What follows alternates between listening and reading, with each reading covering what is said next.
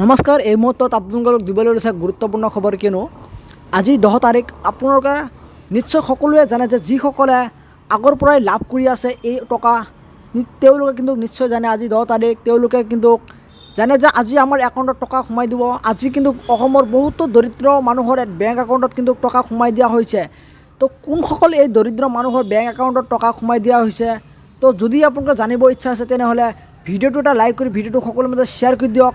আৰু যদি আপোনালোকৰ চেনেলটোত নতুন হৈ থাকে তেনেহ'লে চেনেলটো ছাবস্ক্ৰাইব কৰি ভিডিঅ'টো এটা লাইক কৰি ভিডিঅ'টো শ্বেয়াৰ কৰি দিয়ক।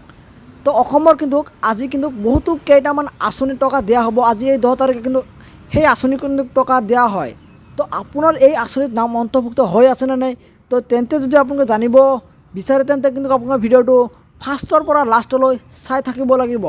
তো আহক আমি চাই লওঁ কোনকেইটা আঁচনিত টকা দিয়া হৈছে আজি এই 10 তাৰিখত, কোনে কোনে টকা পাব আৰু কোনে কোনে টকা পাইছে, কাৰ কাৰ বেংক একাউণ্টত সোমাব, আপোনালোকে কেনেকৈ চেক কৰিব, সম্পূৰ্ণ ডিটেইলছ কিন্তু এইটো ভিডিঅ'ত আপোনালোকক জনাই দিম।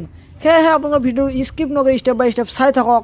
আৰু যদি আপোনালোকে চেনেলটোত নতুন হৈ থাকে তেনেহ'লে চেনেলটো ছাবস্ক্ৰাইব কৰি ৰাখিব, কিয়নো এনেকুৱা ধৰণৰ ভিডিঅ'বিলাক সকলোৰে আগত চাবৰ কাৰণে। আহক আমি চাই লওঁ।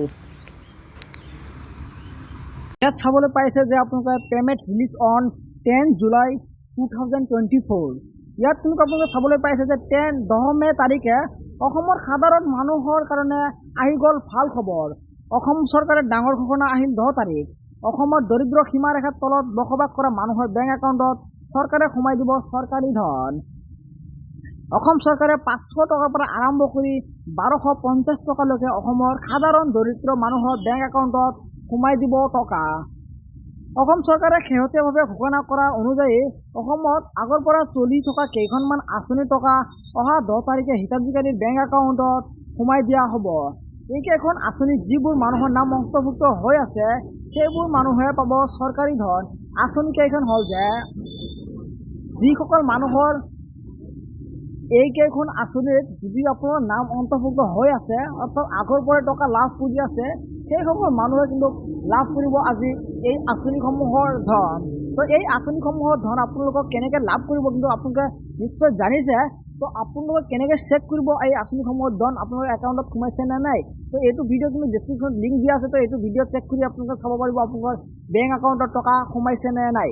তো এতিয়া আহক আমি চাই লওঁ যে আপোনাৰ কোন কোন আঁচনিৰ টকা দিয়া হ'ব আজি আৰু কোনসকলে পাব। আপোনালোকে ইয়াত ভিডিঅ'টো চাই থাকক। আৰু যদি আপোনাৰ ভিডিঅ' লাইক কৰা নাই এতিয়ালৈকে তেনেহ'লে ভিডিঅ' লাইক কৰি ভিডিঅ'টো শ্বেয়াৰ কৰি দিয়ক। তো অলপমান তললৈ ইয়াত আপোনালোকে চাবলৈ পাইছে যে স্কিম ডিটেইলছ। 1 নম্বৰত আপোনালোকৰ ইন্দিৰামিৰি সাৰ্বজনীন বিধৱা পেঞ্চনৰ আঁচনি টকা দিয়া হ'ব, যিখন আপোনালোকে ইন্দিৰামিৰি সাৰ্বজনীন বিধৱা পেঞ্চনৰ আঁচনি যিটো আছে সেই আঁচনি টকা কিন্তু দিয়া হ'ব। আৰু 2 নম্বৰত কৈছে যে দীনদয়াল দিব্যাংজন সাহায্য আঁচনি। 2 নম্বৰত দীনদয়াল দিব্যাংজন সাহায্য আঁচনি টকা দিয়া হ'ব। 3 নম্বৰত শ্বহীদ কুশল কোঁৱৰ বৃদ্ধ পেঞ্চনৰ আঁচনি টকা দিয়া হ'ব। আৰু 4 নম্বৰত বৃদ্ধ আৰু বিধৱা পেঞ্চনৰ আঁচনি টকা কিন্তু ইয়াত দিয়া হ'ব। 5 নম্বৰত আৰু ৰাষ্ট্ৰীয় দিব্যাংজন আঁচনি টকা দিয়া হ'ব। 6 নম্বৰত অৰুণোদয় আৰু অৰুণোদয় 2.0 আঁচনি টকা দিয়া হ'ব। আৰু 7 নম্বৰত পঞ্চায়ত প্ৰতিনিধিসকল। তো আজিৰ ভিডিঅ'টো এইখিনিতে আছিল। যদি ভিডিঅ'টো ভাল লাগে ভিডিঅ'টো লাইক কৰি ভিডিঅ'টো সকলোৰে মাজত শ্বেয়াৰ কৰি দিব। আৰু যদি আপুনি কিবা বুজিব অসুবিধা হৈছে তেনেহ'লে নিশ্চয় কমেণ্ট কৰি জনাব। তো আপোনালোকক মই ৰিপ্লাই দিবলৈ চেষ্টা কৰিম।